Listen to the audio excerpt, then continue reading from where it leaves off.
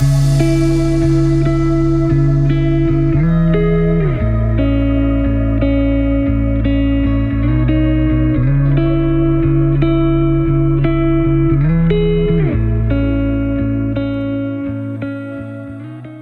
últimos anos, eu tenho tentado compreender a alocação de recursos estatal e tive o privilégio de aqui na ESAG estudar um pouco esse campo do orçamento público, tentando entender a realidade de Florianópolis e como a sociedade tem participado na dinâmica de priorização dos gastos dentro do orçamento público municipal. Observei muitas lacunas nesse processo de definição de prioridades. Isso fez eu pensar na possibilidade de estudos mais aprofundados dessa temática e quando ingressei então na UFPR Setor Litoral, resolvi propor um projeto de pesquisa ligado a essa área. Bom, o projeto de pesquisa então que eu coordeno na Universidade Federal do Paraná tem relação com as trajetórias e iniciativas da administração pública municipal, tentando entender um pouco o processo alocativo municipal de recursos municipais e também propondo fazer uma reflexão mais ampla do campo de finanças públicas. Nesse projeto, a gente tem a participação de professores da Universidade do Estado de Santa Catarina, do Núcleo Politeia. O professor Fabiano Halpe é um desses professores, a professora Paula Schomer, dentre outros professores do núcleo. E nesse projeto, a gente busca, num primeiro momento, entender o processo alocativo no campo mais teórico, claro, resgatando o campo das finanças públicas, as contribuições dos estudos de finanças públicas, dos teóricos do campo, mas também avançando um pouco nesse sentido, resgatando o que a UDESC tem de trajetória também de reflexão teórica no campo da coprodução e também das contribuições de Alberto Guerreiro Ramos. Então, esse é o primeiro pilar do projeto de pesquisa, intentando uma nova ciência de alocações de recursos a partir de trajetórias e iniciativas da administração pública municipal. O segundo pilar desse projeto diz respeito a gente entender, como é que estão os municípios catarinenses e paranaenses, Nós definimos 2 regiões laboratórios do estado de Santa Catarina e do Paraná para a gente entender, as finanças públicas, como é que esses municípios têm priorizado gastos públicos municipais. E também olhar para os indicadores socioeconômicos. Então, a gente construiu o que a gente chama de índice de prioridade fiscal e comparou esses índices de prioridade fiscal municipal com os indicadores socioeconômicos, o índice Firjan de desenvolvimento municipal, o próprio PIB municipal, tentando identificar quais são os municípios que têm uma posição diferenciada no contexto catarinense e paranaense. O terceiro pilar do projeto é de cunho mais qualitativo. Depois de a gente fazer essa análise mais quantitativa, quais são os municípios dessas regiões laboratórios que têm se posicionado de maneira diferenciada e que podem, talvez, nos inspirar em termos de inovações e práticas de gestão pública municipal que podem ser também incorporados em outros territórios, em outras regiões do Brasil. Então, do ponto de vista da abordagem teórica que vai dar o pano de fundo para esse projeto, eu diria que realmente o campo de finanças públicas, à luz do Guerreiro Ramos, tem nos inspirado. Essas seriam as etapas iniciais do projeto, que, tem a colaboração do professor Fabiano Halpe, que também tem outras propostas de pesquisa que eu convido a comentar agora. No meu caso, é interessante até fazer o contraponto, porque enquanto a professora Elaine ela vem buscar a teoria, quando ela vem fazer o pós-doc, no meu caso, o meu contato com as finanças públicas acontece primeiro na prática e depois eu vou encontrar isso na teoria quando eu vou fazer o doutorado.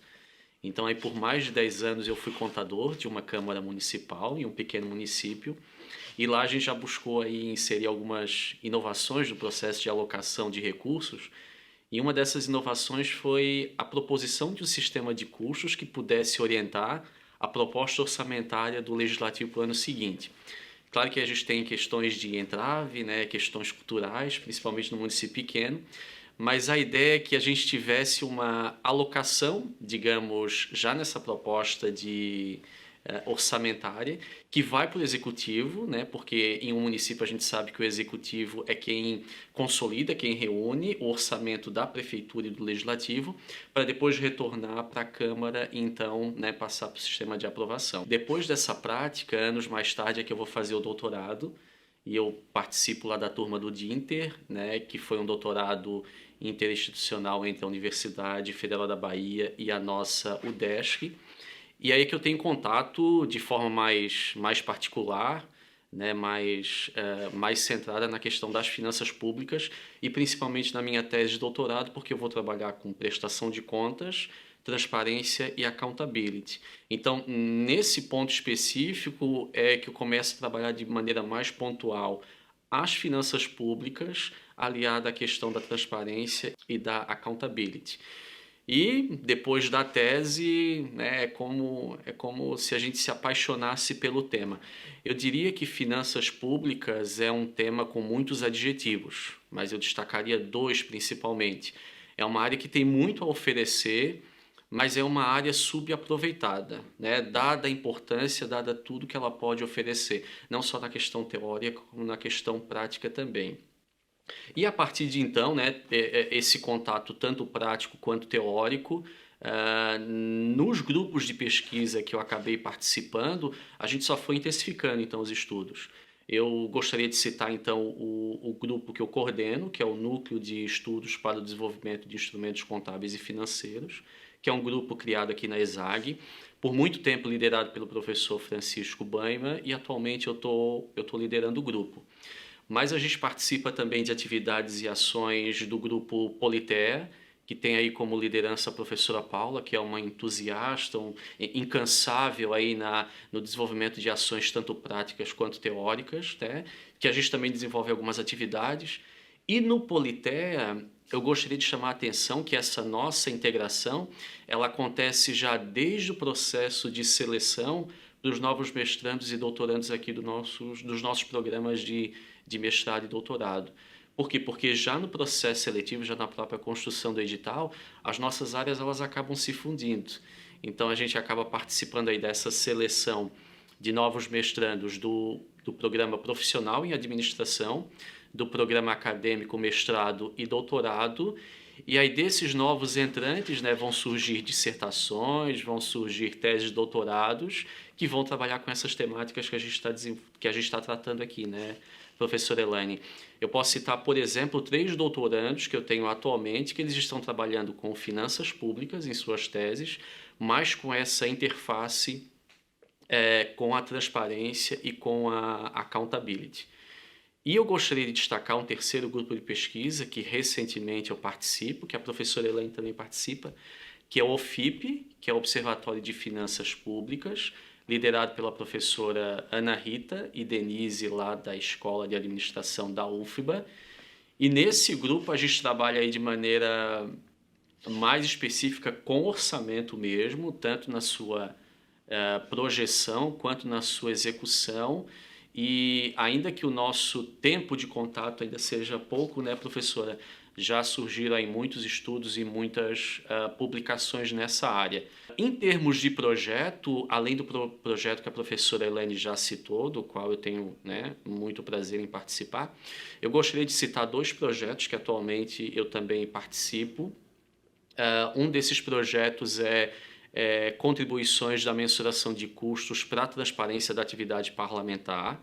Então, a gente está buscando aí associar 2 temáticas para que possa aperfeiçoar a transparência dos parlamentares das assembleias legislativas. Então, a gente está trabalhando com as assembleias da região sul do Brasil. Importante mencionar que é um projeto que já tem alguns frutos e tem fomento do edital universal do CNPq. E um projeto mais alinhado ao nosso contexto atual é o projeto que a gente está trabalhando com transparência na vacinação contra a Covid-19. Então, nós desenvolvemos um índice de transparência contra a Covid e nesse índice, nesse processo de coleta, a gente acabou tendo um contato muito próximo com os gestores dos estados, né, porque a gente faz o levantamento da transparência, a gente encaminha, isso de certa forma é um pouco trabalhoso, mas a gente encaminha a cada levantamento os resultados para os estados, até para fazerem conferências, ajustes se for o caso, e é muito legal perceber que a própria transparência dos estados contra a vacinação, ela tem avançado em função desse nosso contato mais próximo com esses entes federados. E são projetos que conectam essas temáticas, mas que a gente tem buscado também tratar sob o ponto de vista da alocação de recursos, tendo como base teórica o Guerreiro Ramos. Então, a gente tem pensado como ultrapassar os limites do campo da economia do setor público. Não desmerecendo o campo da economia do setor público, que eu acho que é um campo importantíssimo, traz inúmeras análises quantitativas relevantes que podem contribuir muito para o entendimento das finanças públicas, mas a nossa preocupação é ir um pouco além disso, né? Então, o que a gente vê, os textos clássicos da economia do setor público apontam, claro, para a ineficiência do sistema de mercado em prover uma forma alocativa que dê respostas à sociedade de maneira mais integrada e completa. E aí aponta o Estado como um agente, um ator importantíssimo, né, para fazer frente a essas falhas de mercado. E aí o Estado, então, teria as suas funções clássicas do campo da economia do setor público, a sua função alocativa, a sua função distributiva e a sua função reguladora. Só que essas três funções clássicas, né, a gente percebe que elas são muito prescritivas e têm, claro, avançado muito em entender os recursos financeiros, né, que envolvem o setor público, que são importantes, e a gente vê isso, a importância disso no momento de pandemia, como é o contexto que a gente vive. Mas existem outros elementos que são essenciais. Também o momento de pandemia nos mostrou que existem outros recursos, além dos financeiros, que são imprescindíveis para o processo alocativo. E aí o Guerreiro Ramos é particularmente brilhante, porque ele, nos textos, talvez não nos textos, nos livros dele, mas nos textos do Jornal do Brasil, dos anos 70 e 80, que eu tenho visitado e estudado, ele traz uma perspectiva do processo alocativo muito interessante. Ele vai dizer, olha, o processo alocativo, de maneira ampla, ele é concebido como as diferentes formas e sistemas de deliberações políticas. Então, ele coloca no centro, né, do processo alocativo os sistemas de deliberações políticas. Ou seja, o processo alocativo é político e institucionalmente determinado.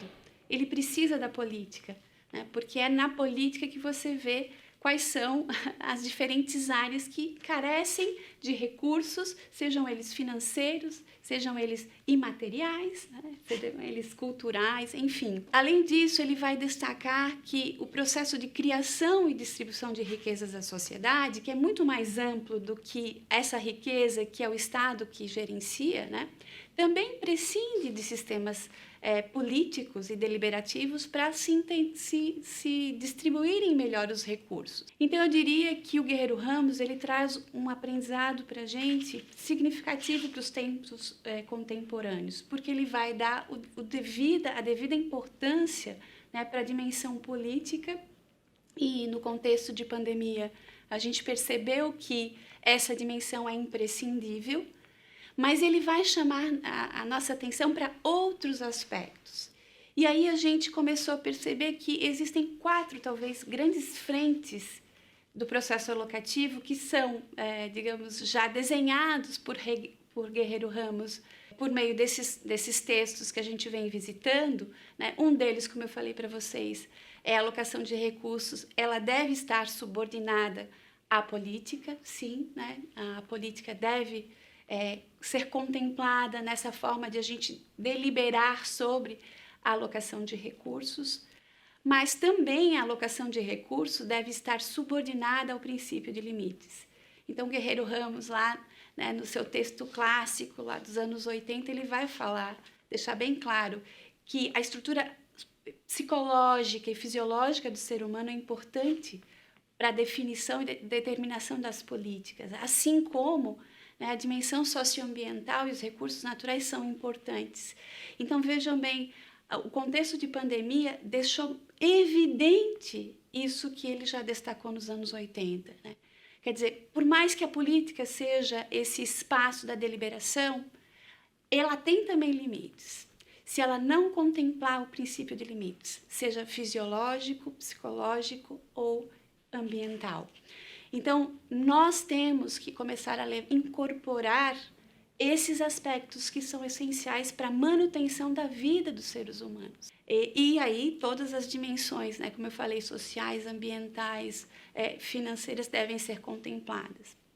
Um outro aspecto extremamente importante que o Guerreiro levanta, né, nos faz refletir, é que a alocação de recursos deve estar subordinada a também sistemas produtivos mais orgânicos, aqueles sistemas produtivos que possam interagir espontaneamente dentro da dinâmica social.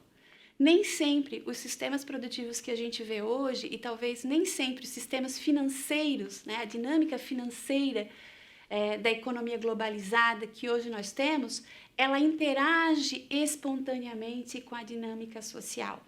E isso é um grande limite dos sistemas produtivos atuais. Nós precisamos ter sistemas produtivos que estejam mais, digamos, integrados à dinâmica social.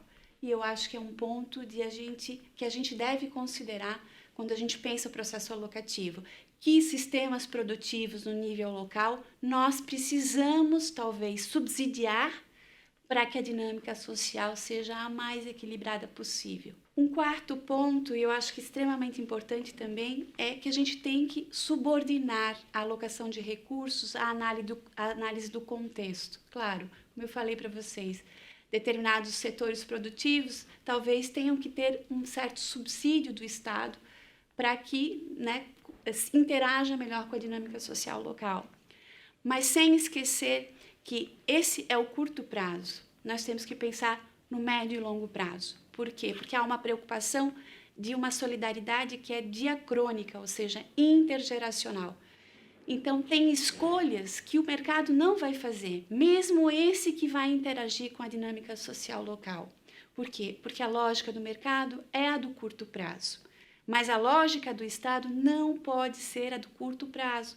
Há uma responsabilidade que é intergeracional e que o Estado tem que assumir.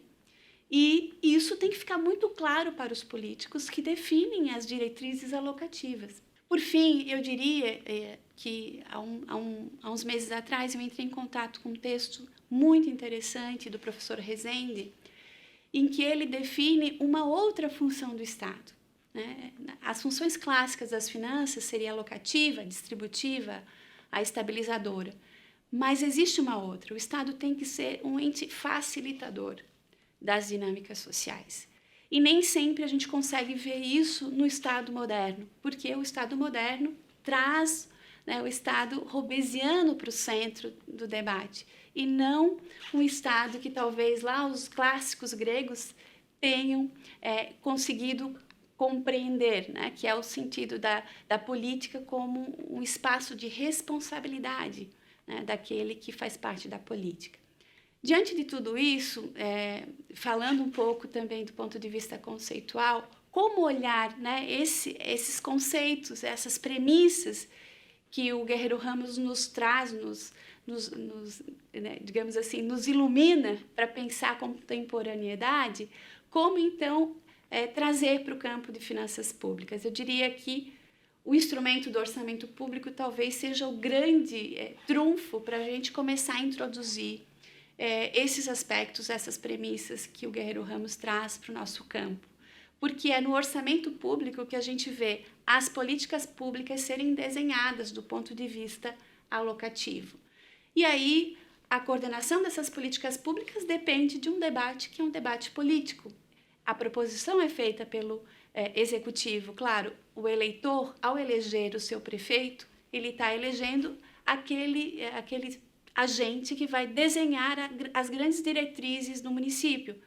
Mas não é só o prefeito que o desenha, né? Ele depende também do parlamento, que politicamente vai fazer os arranjos melhores, os mais ajustados aos diferentes campos da sociedade. E aí eu pediria então ao professor Fabiano que trate um pouco dessas duas grandes dimensões que a gente considera relevante no quadro do orçamento público, que é a dimensão sociopolítica e econômico-financeira. Cada vez mais que a gente lê, retoma o texto do Guerreiro Ramos e começa a analisar as diretrizes que ele acaba propondo, como a gente percebe que o nosso contexto poderia ser muito diferente do que a gente acaba convivendo hoje. E no orçamento não é diferente, né? Então, essa multiplicidade de aplicação do texto do Guerreiro Ramos, mais uma vez, ele pode ser aportado nas discussões de finanças públicas também.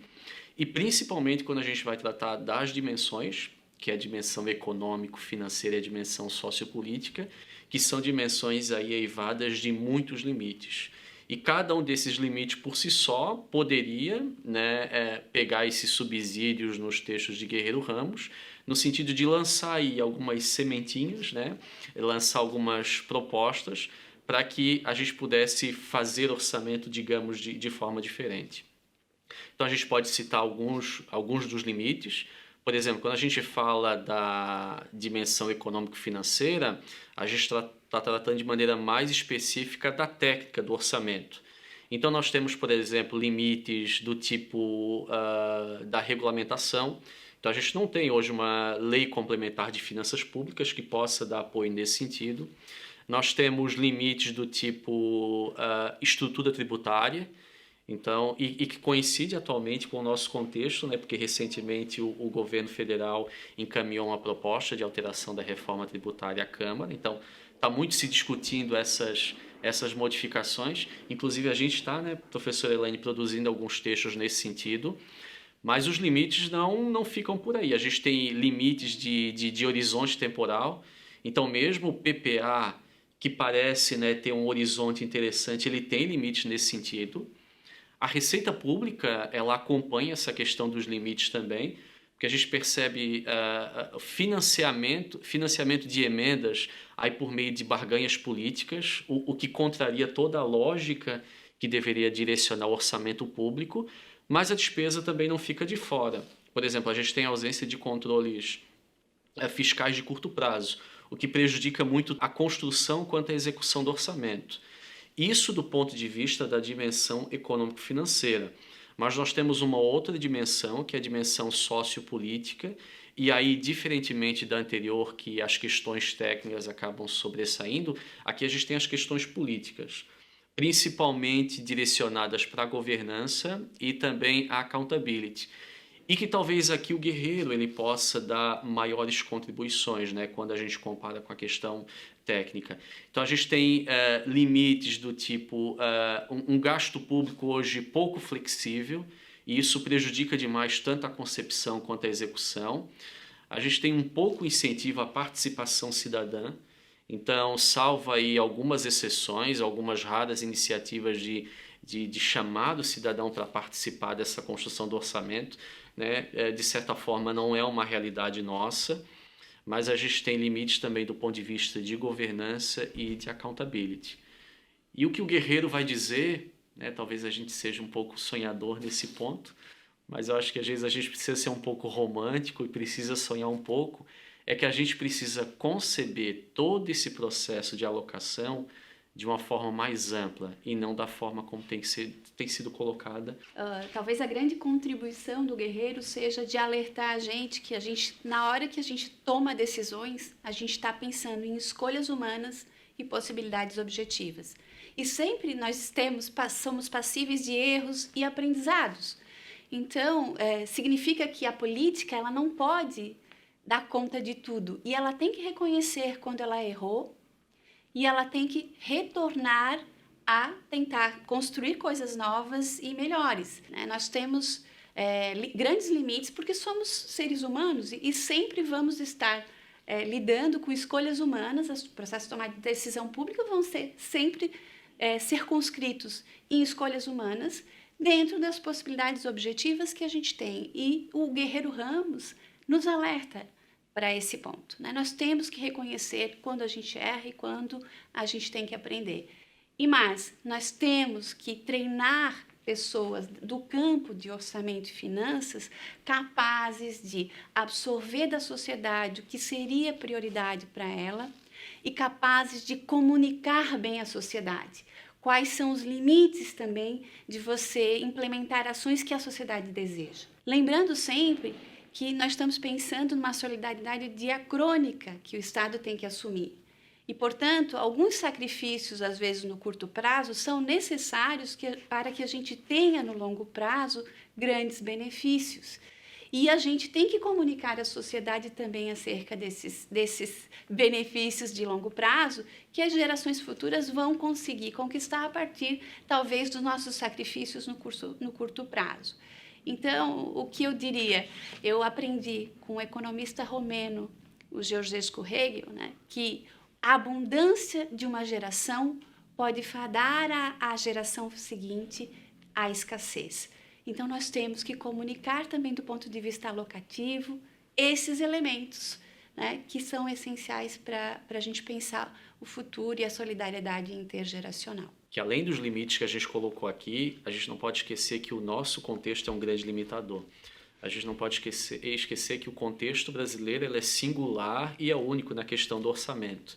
Ou seja, grandes mudanças no nosso contexto requerem um tempo aí muito grande de maturação.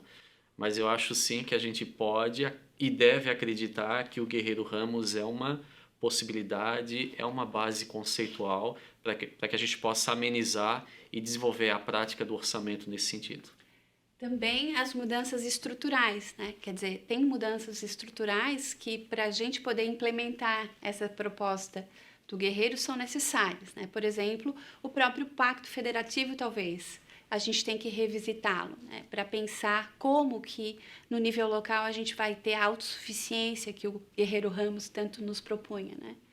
Eu acho que tem muitas questões, claro que são mudanças que são de longo prazo, mas eu acho que as questões alocativas têm que ter no centro, né, no cerne delas, a realização existencial das pessoas.